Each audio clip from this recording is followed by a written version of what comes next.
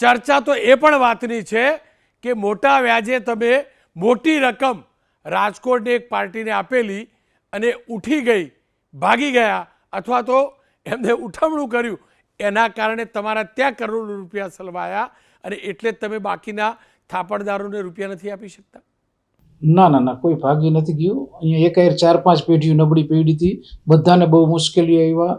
એકે સુસાઇડ કર્યું છે, એક ભાગી ગયા છે. અમારા ભાગીદારે પણ પ્રયત્ન કર્યો હતો, બચી ગયા છે. અને અમે જ આજે 2 ઠેકાણે જે હતું અહીંયા પણ દીધું, અહીંયા પણ અમે દઈએ છીએ. અને વિશ્વાસ આજે પણ લોકોને છે એટલો જ.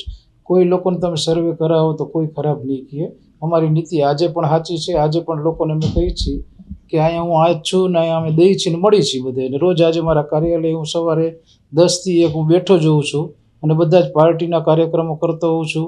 અને આ લોકોએ જે 2 દીથી આપવા ઉડાડી હતી કે દુબઈ ભાગી જવાના, એ મનમાં આવે અને લખી નાખે એના જેવું છે. વિઘ્ન સંતોષી લોકો. હું ક્યાંય જવાનો નથી, અહીંયા જ છું. બધા જ લોકોનું પૂરું કરવાના છીએ.